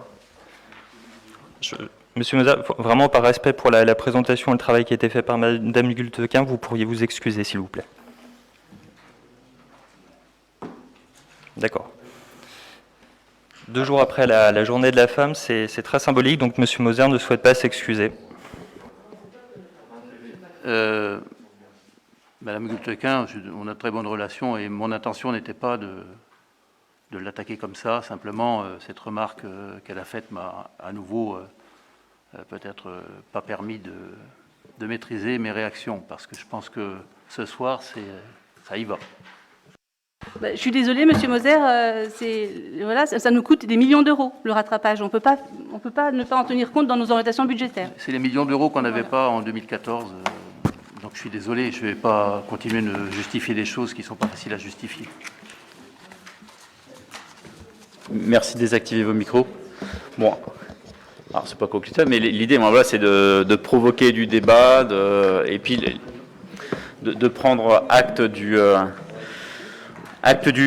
débat. Effectivement, on ne va pas refaire l'histoire, et ce qui nous importe aussi aujourd'hui, c'est d'aller de l'avant, dans le respect des uns et des autres, des unes et des autres. Merci pour toutes ces précisions, tous ces échanges. S'il n'y a pas d'autres remarques ou commentaires, je vous propose de prendre acte qu'il y a bien eu débat. Donc normalement, alors je crois qu'on fait quand même un vote a priori. Donc est-ce qu'il y a des personnes qui considèrent qu'il n'y a pas eu débat? Une personne qui s'abstiennent sur la présence d'un débat. Bon, je pense que chacun est unanime aujourd'hui à se dire qu'il y a bien eu débat autour de ces orientations budgétaires. Je vous remercie, et l'idée, voilà, c'est de pouvoir aussi construire quelque chose. Je ne vais pas dire faire fi du passé, parce que bien évidemment, ça va gréver un certain nombre de nos réalisations, de nos engagements. Et on sait que l'avenir aussi est incertain sur un certain nombre de choses. Mais voilà, l'objectif, c'est de pouvoir avancer et puis de remplir chacune de nos missions au service de la population. Je vous propose de passer au point suivant. Sur le rapport numéro 7, la maîtrise d'œuvre pour les travaux de voirie sur la commune de Sainte-Savine, attribution de marché, Monsieur Bernier. Merci Monsieur le maire. Mes chers collègues, la ville a conclu avec la société Sereg Pays de Champagne un marché public de maîtrise d'œuvre sous forme d'accord cadre à bon de commande, mono-attributaire avec un minimum et maximum en valeur afin de retenir un maître d'œuvre pour la réalisation des travaux de voirie sur la commune. Il convient d'acter les taux de rémunération modulés selon des seuils de mission d'études, avant-projet et autres éléments de mission d'études. Aussi, mes chers collègues, il vous est proposé d'autoriser Monsieur le maire à signer le marché et toutes les pièces y afférentes. Merci. Des remarques sur ce rapport? Non? Eh bien, je vous propose de passer au vote. Est-ce qu'il y a des votes contre? Des abstentions? Adopté à l'unanimité, bien évidemment, c'est de pouvoir entamer les programmes, notamment liés à la voirie. Ensuite, le rapport numéro 8, constitution d'un groupement de commandes entre la mairie de Sainte-Savine et le Centre communal d'action sociale. Monsieur Serre. Mes chers collègues, par délibération en date du 30 avril 2014, la mairie de Sainte-Savine et son Centre communal d'action sociale ont mis en place un groupement de commandes afin de pouvoir regrouper les besoins communs de ces deux entités juridiques et de réaliser des économies d'échelle substantielles. La convention a été conclue pour toute la durée du mandat précédent. Il convient donc d'initier un nouveau groupement de commandes pour la durée de la mandature actuelle. Ainsi, la convention constitutive du groupement de commandes sera notamment chargée de la passation et l'exécution des marchés publics suivants: fourniture et produits de matériel d'hygiène et d'entretien, nettoyage des vitres et des locaux, maintenance des ascenseurs, des monte-charges et des automatismes d'ouverture, service d'impression, de façonnage et de livraison de produits imprimés, maintenance des alarmes et télésurveillance, service d'assurance. Des avenants à la convention constitutive du groupement de commandes détermineront au cas par cas les marchés qui pourront être passés sous cette forme. Aussi, mes chers collègues, il vous est proposé d'approuver le principe d'un partenariat avec le CCAS sous forme d'un groupement de commandes, de signer la convention constitutive du groupement de commandes telle que prévue en annexe, dont la mairie de Sainte-Savine sera le coordonnateur et dont sa propre CAO sera compétente pour retenir les titulaires des marchés. De déléguer à Monsieur le maire, pour la durée de son mandat, la possibilité de signer les avenants à la convention constitutive du groupement de commandes qui auront pour objet de déterminer au cas par cas les marchés pouvant être passés sous cette forme et d'autoriser Monsieur le maire à signer et notifier les marchés, chaque membre du groupement s'assurant de sa bonne exécution. Merci. Est-ce qu'il y avait des remarques sur ce rapport? Non. Je vous propose de passer au vote. Est-ce qu'il y a des votes contre? Des abstentions? Adopté à l'unanimité. Je vous remercie. Rapport numéro 9, actualisation du tableau des emplois, création de postes. Monsieur Huard. Merci Monsieur le maire. Mes chers collègues, en écho à la réorganisation des services amorcée dès 2020 et au nouvel organigramme adopté en dernière séance du conseil municipal, il convient de poursuivre la mise à niveau structurelle des services en créant un poste d'agent des espaces verts, un poste d'animateur de la vie locale, un poste d'assistant des ressources humaines, un poste d'agent technique polyvalent. Enfin, il est envisagé de faire évoluer le poste initialement créé de chargé de communication vers un poste de directeur de communication, ainsi que d'élargir les possibilités de recrutement d'un animateur de la section jeunesse et d'un agent de la propreté urbaine. Ces changements tiennent compte des mouvements RH naturels qui créent des opportunités pour re-questionner et redéfinir nos besoins. Aussi, mes chers collègues, il vous est proposé d'adopter la proposition du maire, d'inscrire au budget les crédits correspondants, de modifier le tableau des emplois tenant compte des créations ci-dessus. Merci. Est-ce qu'il y avait des remarques sur ce rapport? Non. Je vous propose de passer au vote. Est-ce qu'il y a des votes contre? Des abstentions? Adopté à l'unanimité. Je vous remercie. Rapport numéro 10, la belle ville européenne. Monsieur Pouzin.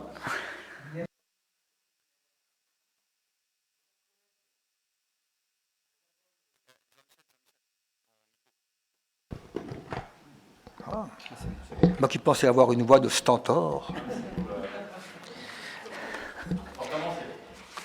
Merci, monsieur le maire. Mes chers collègues, le label Ville européenne a pour vocation d'évaluer l'engagement européen des 35 000 municipalités françaises. Il se veut accessible, incitatif et surtout participatif. C'est une action transpartisane, autrement dit apolitique, menée par plusieurs associations, les Jeunes Européens, France, le Mouvement Européen France, l'Union des fédéralistes européens France. Le label Ville européenne repose sur l'engagement à réaliser des actions destinées à placer et à retrouver l'Europe dans le quotidien des citoyens et de faire vivre une conscience européenne. L'engagement des villes ne sera pas uniquement évalué par des critères financiers, mais bien par un ensemble d'actions thématiques portant sur la pédagogie, la coopération, la citoyenneté et la culture. Une charte a été élaborée pour définir les critères d'éligibilité au label. La signature de cette charte du label Ville européenne engage la commune sur un minimum d'actions dont certaines sont déjà présentes et engage à en développer d'autres pour un peu plus dans le label. Je pourrais préciser à l'occasion quel est ce niveau 1 du label auquel nous souhaitons adhérer. Les associations qui portent le label Ville européenne évalueront, via un comité de suivi du label Ville européenne, évalueront les engagements de la commune et de ses élus. Cette démarche municipale, vous l'avez tous deviné, est de circonstance en raison du contexte géopolitique actuel aux portes de l'Europe. Pour notre ville, ce label signifie l'engagement à s'ouvrir aux autres nations, aux autres peuples, dans toutes leurs dimensions, la culture, le sport, la gastronomie, le patrimoine, la citoyenneté, la transition écologique, l'économie, et une opportunité pour mieux faire vivre l'esprit européen, car le modèle européen de paix est mal connu.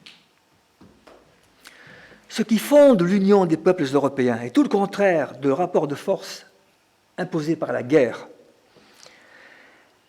Mais ce n'est ni l'ethnie, ni la religion, ni la langue, ni seulement le commerce, la culture ou les mœurs qui fondent cette union. Ce qui la fonde, c'est la paix par le droit. En effet, pour la première fois dans l'histoire, des peuples souverains et très différents ont décidé que le droit commun qu'ils s'imposent à eux-mêmes prime sur les monopoles de la force et qu'en particulier, le droit national supranational, le droit supranational s'impose aux droits nationaux. C'est pourquoi, mes chers collègues, il vous est proposé d'adhérer au label Ville européenne, d'autoriser Monsieur le maire à représenter la ville au titre de ce label, d'autoriser Monsieur le maire à signer la charte du label Ville européenne qui est jointe en annexe, et de mettre en œuvre les actions de niveau 1, telles que décrites ci-dessus, et d'engager enfin une réflexion pour le déploiement d'actions annuelles. Merci Jean-Michel. Micro.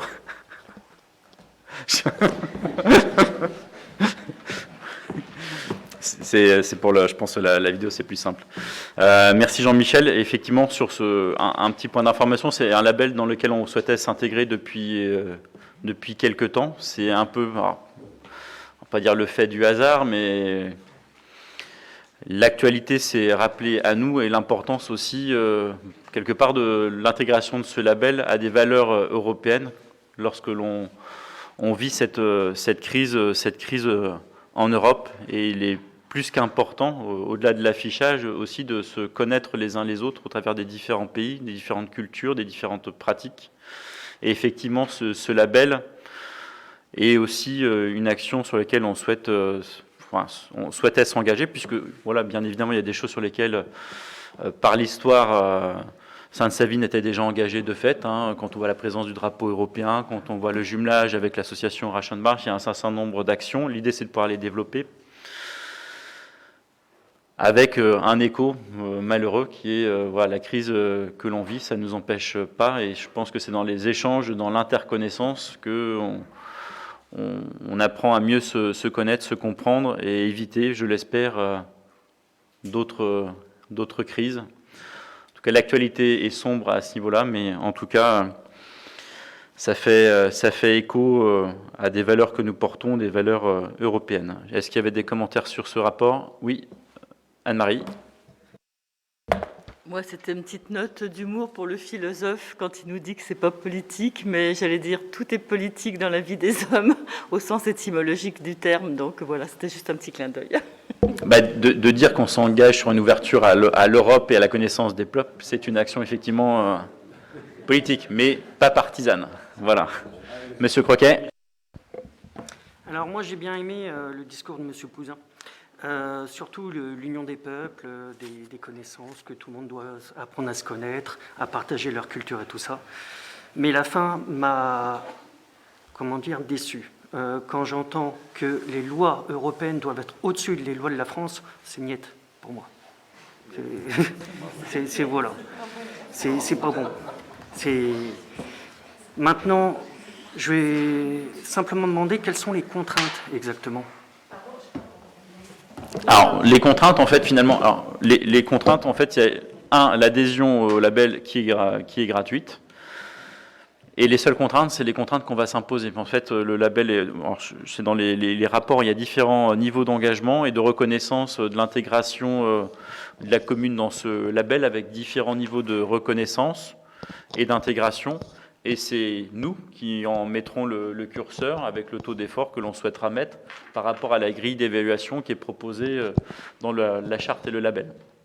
Donc, j'oserais dire, il y a des choses que l'on fait. Hein, finalement, quand on regardait de manière objective la grille d'analyse de la charte, on était quand même déjà pas mal avancé. Et l'idée, c'est de voir où est-ce qu'on a envie d'aller par la suite. Et l'idée, c'est de pouvoir le construire ensemble sur cette entre guillemets intégration, enfin cette évolution dans le cadre de la charte et de la labellisation. Pardon. C'est un peu comme l'échange avec le jumelage avec les villes allemandes. Alors là, c'est un label, mais le jumelage avec Rachenbach rentre en fait dans les critères d'évaluation, notamment du label. Jean-Michel ? Oui, Monsieur Croquet. Rappelons que le mot « niet » est un mot soviétique. À éviter. Outre cette remarque d'ordre linguistique, vous savez, être républicain, c'est se soumettre à la loi qu'on a tous décidée pour tous, qu'on soit d'accord ou pas. C'est la définition de Rousseau. Hein. La liberté, c'est l'obéissance à la loi quand c'est prescrite. Chapitre 8 du livre 2 du contrat social. La page, j'ai oublié. Et de même qu'être républicain, c'est se soumettre à une loi qu'on peut ne pas approuver, qui est faite par une majorité, de même être européen, c'est accepter les directives décidées ensemble. Donc il y a un droit supranational qui s'impose à nous. Ça n'est pas un manque de souveraineté de la France. Êtes-vous d'accord? Jean-Michel, on te propose de faire une séquence prochainement, voilà, sur le label et de poser ces questions peut-être de droit supranational, de droit national. En tout cas, l'idée, c'est de s'intégrer dans un label qui porte des valeurs et qui, finalement, correspond aussi à bon nombre d'attentes d'anciens et de plus jeunes, hein, parce que quand on voit aussi le programme Erasmus, les services volontaires européens, il y a beaucoup de jeunes qui s'intègrent dans des programmes d'échange avec d'autres pays européens, et souvent ils en sortent enrichis d'une autre culture, d'une ouverture aux autres, ouverture à d'autres pratiques, une meilleure intégration dans le milieu professionnel, et c'est par la connaissance et l'interconnaissance que l'on progresse, parce qu'on sort quelquefois aussi des préjugés, parce que malheureusement, on se dit telle nation est comme ceci, comme cela, mais quand on vit et quand on échange, finalement on se rend compte que les uns et les autres sont souvent beaucoup plus proches qu'on ne le croit. D'autres commentaires sur ce rapport? Non, je vous propose de passer au vote. Est-ce qu'il y a des votes contre? Des abstentions? Adopté à l'unanimité, je vous remercie. On en a fini sur l'ordre du jour du conseil municipal. Pour autant, j'avais deux éléments. Ah oui, il y avait une question, pardon. Excusez-moi, monsieur Moser. J'ai failli vous oublier. Et loin de moi l'idée de vous oublier, hein, rassurez-vous. Donc, on n'a pas fini l'ordre du jour. Il y a la question diverse. Et à l'issue de la question diverse, je vous invite à rester. Il y a deux, trois éléments que je souhaite partager avec vous hors ordre du jour du conseil municipal. Monsieur Moser. Oui, j'étais en train de l'oublier aussi, la question diverse. J'ai été alerté par un Savinien sur toujours les problèmes autour des Molocs, rue de l'Ouest, de dépôts sauvages, d'ordures ménagères ou d'autres choses. Donc il m'a envoyé un mail et je voulais vous demander à ce propos qu'est-ce que vous envisagez de faire par rapport à ce problème à la fois de civilité et d'incivilité et puis d'hygiène, etc. Je sais que les Molocs, c'est pas un truc facile. Ce sont les conteneurs semi-enterrés derrière la place de la rue de l'Ouest. Derrière le forum. Derrière le forum. Ça s'appelle des Molocs. Donc voilà, je m'étais engagé auprès de cette personne à poser la question. Si vous pouvez écouter monsieur Moser, qui finisse sa question, qu'on puisse l'entendre. Oui, allez-y, monsieur Moser. Ben, j'ai fini. Mais de toute façon, on a eu la réponse, donc on va vous apporter. On a eu la question, on va vous apporter une réponse. Ok. Valérie. Merci, monsieur le maire. Donc, c'est moi qui vais vous apporter la réponse. Comme de nombreuses villes, nous sommes confrontés à des déchets et des dépôts sauvages réguliers et avons constaté un laisser-aller ces derniers mois à la suite du déconfinement.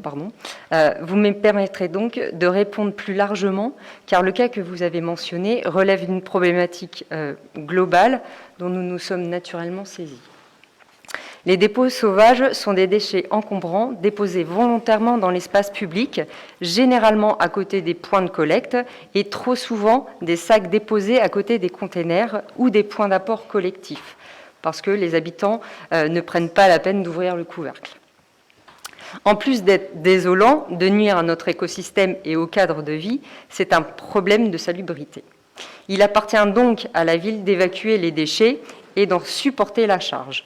Chaque matin, les services procèdent donc à des tournées pour les collecter et faire place nette. Pour poser les choses, rappelons que l'addition des dépôts sauvages, c'est 30 tonnes de déchets collectés chaque année. Dans les faits toujours, ce sont 4 agents affectés à la propreté urbaine, dont un nouvel encadrant en cours de recrutement. Ce sont plus de 5000 heures de travail par an et surtout 250 000 € dédiés à la propreté urbaine. La municipalité met un point d'honneur à agir concrètement avec des moyens importants et amplifiés, humains comme matériels. Le ROB en est une démonstration. Ce qui signifie, depuis le début d'année, nous avons organisé de grandes opérations coups de propre inédites avec des renforts extérieurs pour nettoyer la ville en complément du nettoyage courant. Nous avons redimensionné le service. La ville coordonne régulièrement des opérations de nettoyage citoyenne pour encourager la prise de conscience collective. Dès cet été, nous mettrons en place des chantiers jeunes et d'insertion pour sensibiliser les jeunes à la cause et créer des emplois. Pour éveiller les consciences, à la fin du mois, des actions de communication et de sensibilisation choc seront déployées dans la ville. Elles seront relayées avec le concours des bailleurs pour cibler les habitants des collectivités qui jouxtent les points d'apport collectifs, là où sont constatées le plus d'incivilités. Cette action est à l'initiative des élus, mais aussi des services de propreté urbaine, de transition écologique, de la communication, de la police municipale, ainsi que du labo citoyen et du CMJ, fortement impliqués, comme vous le savez. Vous serez naturellement tous conviés à découvrir cette initiative coup de poing dans les prochains jours, y compris dans les journaux municipaux de printemps, dont le dossier est consacré à la propreté urbaine. L'action de la ville ne s'arrêtera pas à cette campagne choc. Dans les prochaines semaines, et après cette phase de prise de conscience collective, nous allons passer à la phase 2, avec la phase de dissuasion et sanction.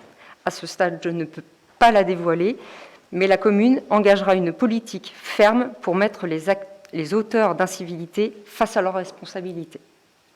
Merci. Voilà la réponse et merci pour cette réponse. Finalement, en fait, vous introduisez l'ordre du jour du prochain Savinien qui est en cours d'impression. Je pense qu'il est imprimé aujourd'hui ou demain. Donc merci, vous êtes totalement raccord avec l'actualité. Oui, Anne-Marie. Monsieur le maire, je voulais dire que si vous mettez en place des chantiers d'insertion sur la commune, en tant que vice-présidente chargée de l'insertion au département, ça m'intéresse beaucoup. Et je pense que je pourrais vous soutenir financièrement. Donc n'hésitez pas à m'en parler, parce que ça, c'est vraiment des sujets qui nous intéressent beaucoup, notamment l'insertion. Eh bien, c'est noté, on n'y manquera pas, bien évidemment. À chaque fois, on recherche des partenaires et des cofinanceurs. Donc si ça peut nous coûter moins cher, on est preneur. Donc l'ordre du jour officiel est épuisé. Donc le conseil municipal est terminé. Pour autant, donc